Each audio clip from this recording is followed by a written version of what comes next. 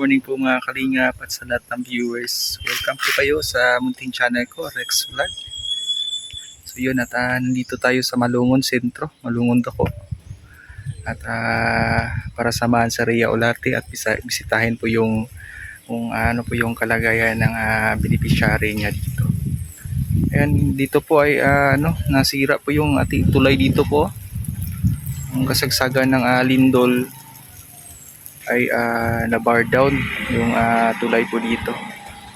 Ito po yung tulay nito ay patungo po ito ng mainit upper mainit sa mga malaking barangay dito po sa Malungon, Sarangani Province. Ngayon ay puntahan po natin si Rhea para dalhan po ng yung beneficiary niya ng bigas, ayuda. At bigay din tayo ng binhi po. Bili po kami ng binhi dyan sa agri farm supply. Ito po yung area na scoutan po namin dito dati.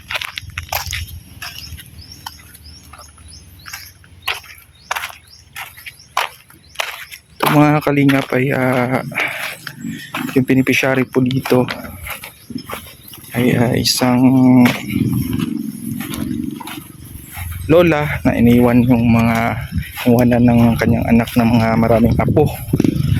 At ang mister niya po ay na paralyzed na po. Dati pong ice drop vendor. Dito po siya nagtitinda sa Bulubundukin sa Rolling Stone dito sa Malungon, Sarangani Province. Ito po yung mga apo nila nanay tsaka yung anak. Maaga din nag-asawa yung anak niya. Hello, mabuting bata, God bless. Oy.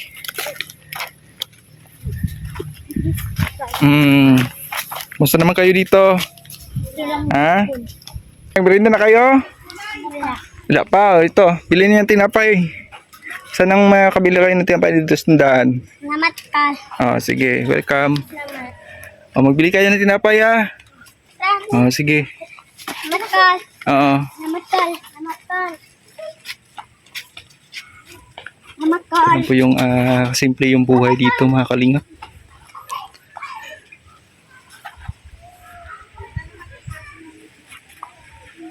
Ito po yung bahay na beneficiary na kita namin dito ni Rhea Olarte. Sa ngayon po ay si nanay ay wala pong pang araw-araw o daily income. Siguro may lang yung may magpasuhol magbunot ng lubi, pero hindi naman yun araw-araw, minsan lang.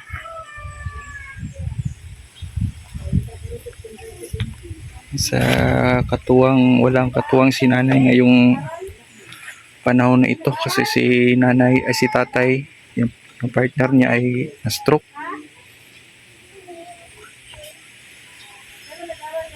Marami po sila nakatira dyan mga kalingap.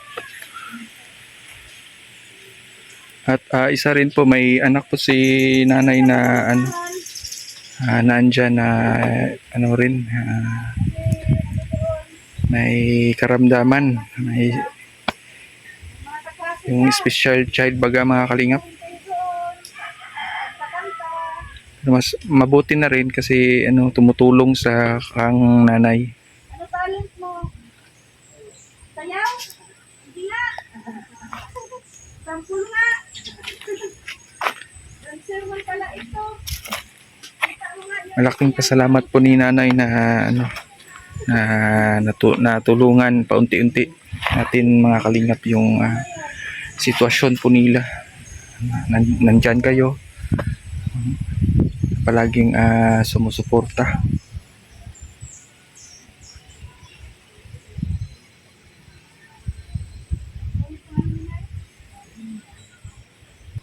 Dito po mga kalingap ang bahay po na tinitirikan po ng nila ay di po nila lupa, natira lang po sila ni yung kapitan dito sa Malungon.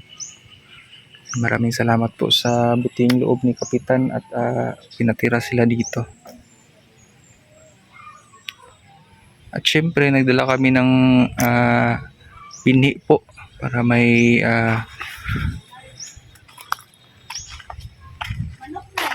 may tanim para laking tulong na rin yan pag tumubo. Dito pwede na ito dito.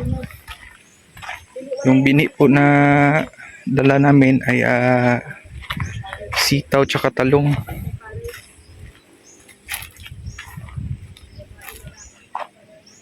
Ito po yung likod bahay nila mga kalingap.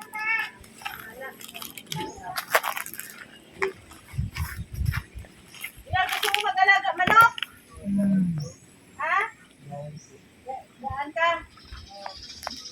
Gusto natin si Kuya ng manok. Gustong ano na, Siyempre siguro maganda din ito sa ano siguro. Bigyan ng native na manok dito. Pang livelihood. Livestock. Kasi pag yung babae na manok ay pakainin lang. Yung inahing manok ay mangingitlog po yan. Kahit walang walang tandang. Tandang na manok, walang tandang na manok. Mangingitlog po yan. Feeds lang po yung gamit. Okay na yun. Siyempre para may maangan nila.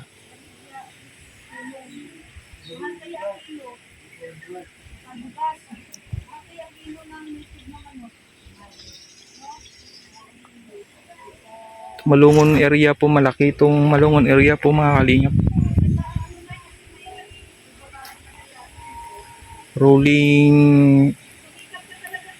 Rolling hills po talaga dito.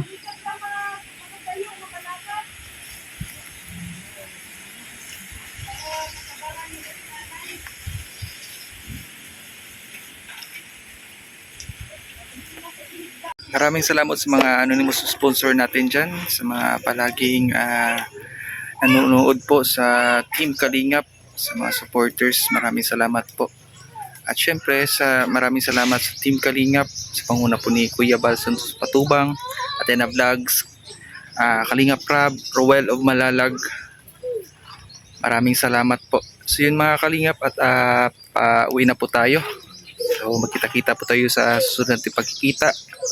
Maraming salamat po. Alam.